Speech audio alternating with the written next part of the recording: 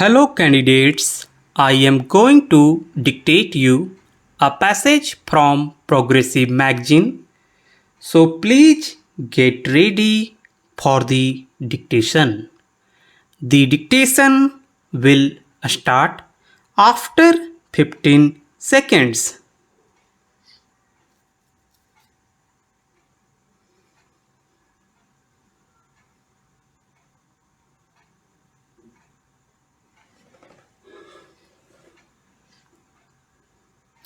Honorable members, insolvency and bankruptcy code is among the biggest and most impactful economic reforms undertaken in the country.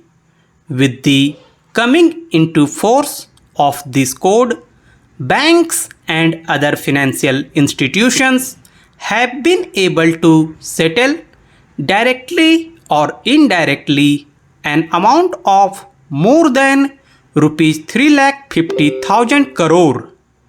This code has also curbed the tendency of willfully defaulting on loans taken from banks and other financial institutions. Under the direct benefit transfer, funds from more than 400 schemes are being directly credited into the accounts of beneficiaries. During the last 5 years, rupees 7,30,000 crore have been transferred through DBT.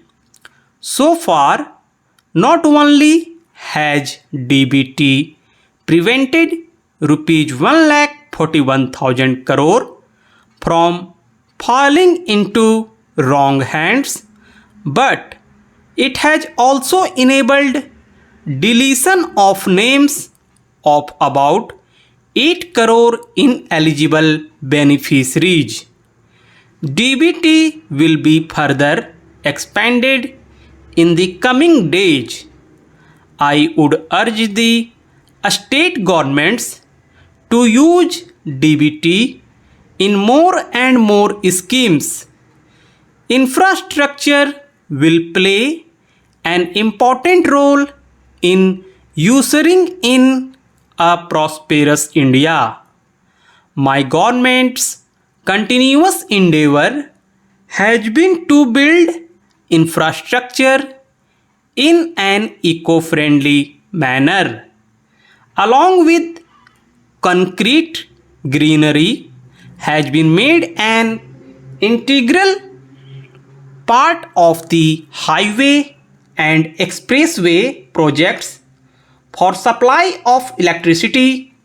Optimal utilization of solar energy is being stressed. Household and industrial wastes are also being used in road construction. In the 21st century economy, the pace and spread of urbanization will continue to increase. Development of urban infrastructure in cities and suburbs will pave the way for economic progress and enhance employment opportunities. My government is tirelessly working for a modern India by providing world-class infrastructure and public amenities in villages as well as cities. A special emphasis is being accorded to improving connectivity in the northeast, hilly and tribal areas. In addition to increasing the ease of living of citizens in the northeast, tourism, agriculture and other allied sectors will also benefit from better connectivity. Effective steps are being taken to expand organic farming in the northeast. Under the Bharatmala project, construction or upgradation of about 35,000 kilometers of national highways is to be undertaken by 2022.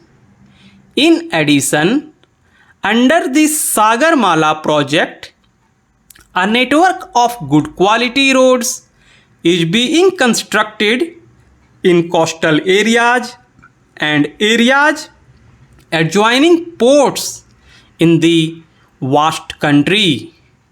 Honorable members, urban transport infrastructure is being created to cater to present and future requirements. While developing infrastructure, attention is also being given to addressing the challenges posed by pollution. My government is developing a transport system which is not only fast and safe but is also environment friendly. For this, a special emphasis is given to public transport. Metro rail network is being expanded rapidly in several cities.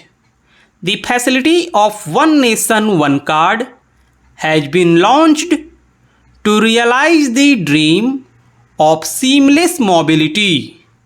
Similarly, electric vehicles are being promoted to reduce vehicular pollution. The network of electric charging stations is also being expanded rapidly. Modern amenities like gas grid and i-Wage are being developed at a rapid pace. PNG based domestic fuel and CNG based transportation systems are being developed. In modern India, we are according a special emphasis on production of biofuel. Prior to 2014, about 67 crore liters of ethanol was being blended. This year, we have set a target of about 270 crore liters for ethanol blending.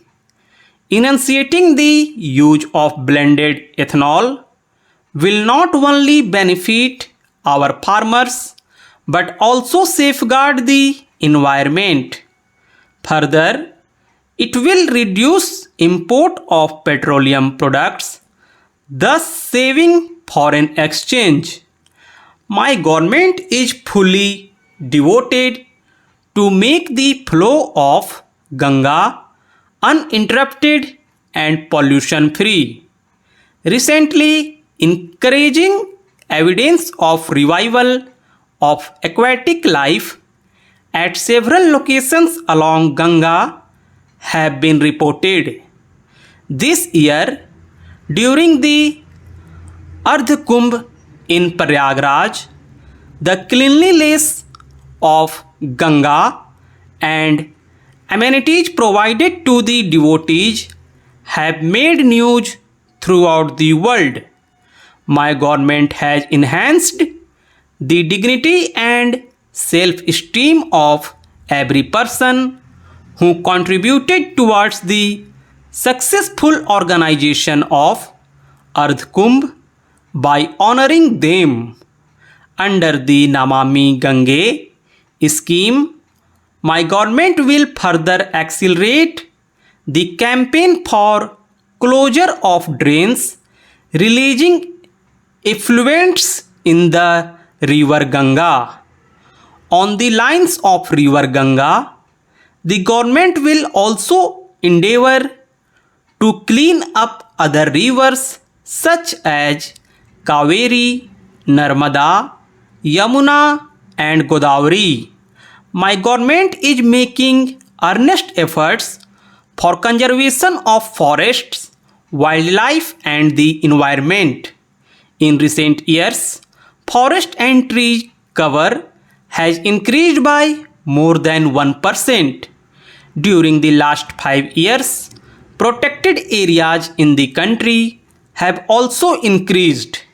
In 2014, the number of protected areas in the country was 690, which has now gone up to 868. To address the challenges posed by air pollution, National Clean Air Program has been started in 102 cities. Solar energy plays an important role in reducing the adverse effects of climate change and global warming. Proactive efforts of India have resulted in the better future.